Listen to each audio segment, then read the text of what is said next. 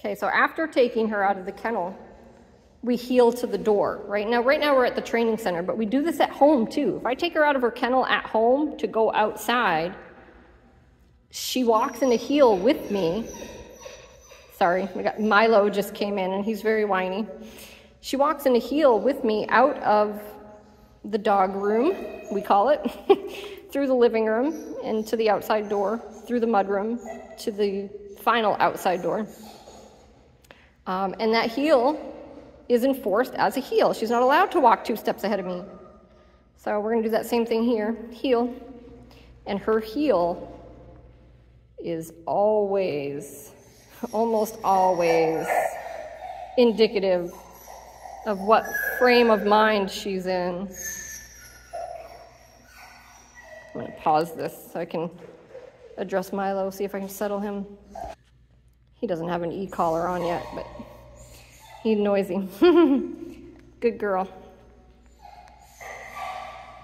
So we're gonna walk to the door right here. All right, so I tapped for her being a little too forward there, because this is a heel, and that's not heel. And I'm up a little bit higher than I might normally be.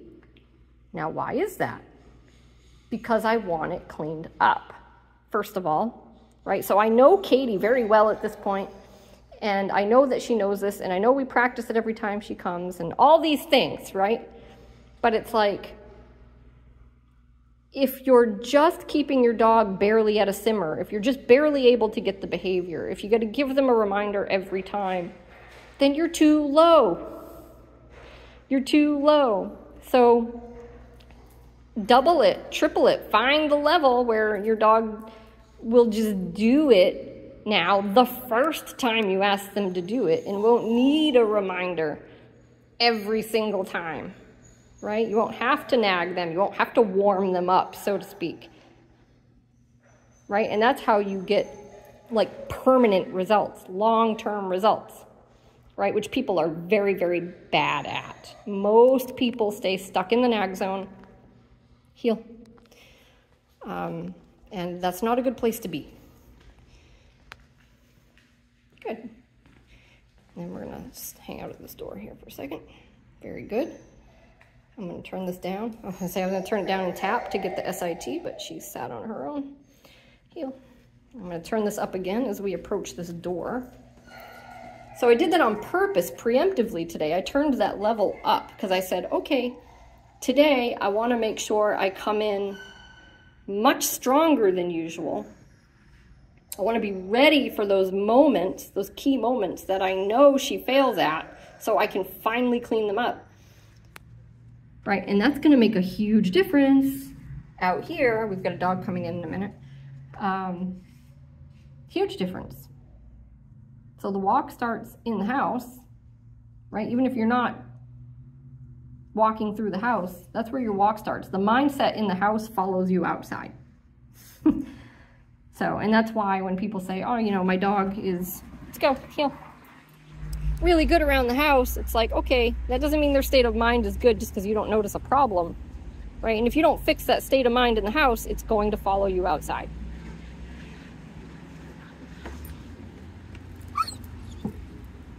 So stairs are a real common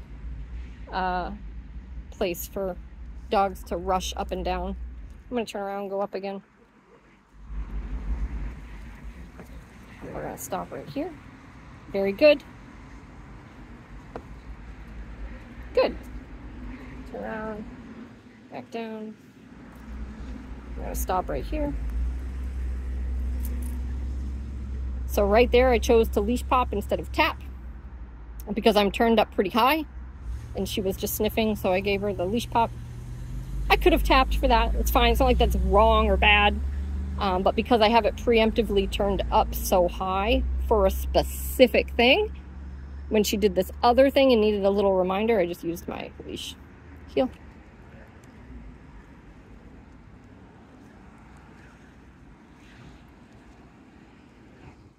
So I'm turned up really high to address position, like that.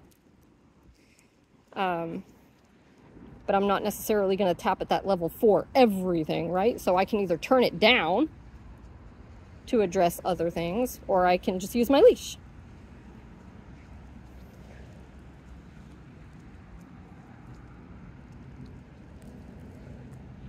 Good.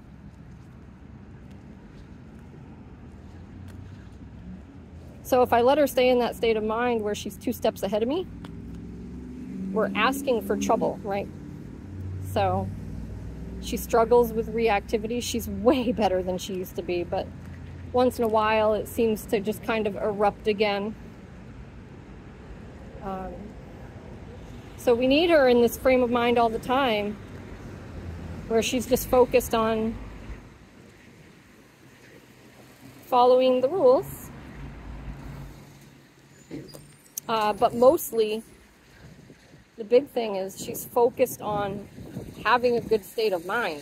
She doesn't know what that means, but she knows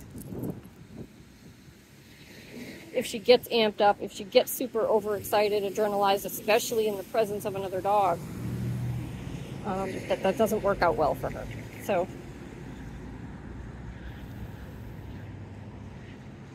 we definitely want her, right? We don't want her running around scared out of her mind. Like, that's not what's happening, and that's what a lot of people will tell you. But it's like, she should never forget that those rules are there, right? So she can have freedom. She can be a dog. She can sniff sometimes, right? Not in a heel. There are other times, right, where we can give her that freedom. But even then, she should know there are still rules, right? Her state of mind, there's still boundaries around what's allowed and what's not allowed.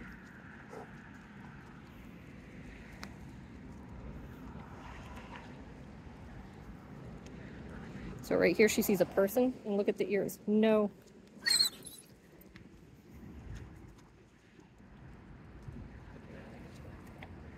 So, and she does have a history of being very reactive, even with people. So when triggers are around, those ears should not be up, right? I'm not saying they can never be up. I'm just saying you take a reactive dog, you have them around a trigger. If those ears are up, you're in trouble. So I'm watching the ears. So she heard a noise and the ears went forward, but then they went right back. No.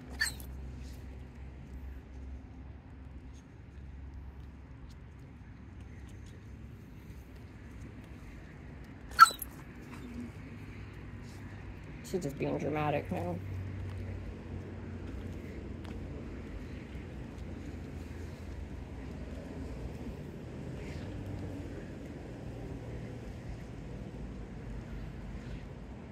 Very good girl. Break. So now I'm going to let her go break, sniff around, potty. Look at her go. Mom, this way.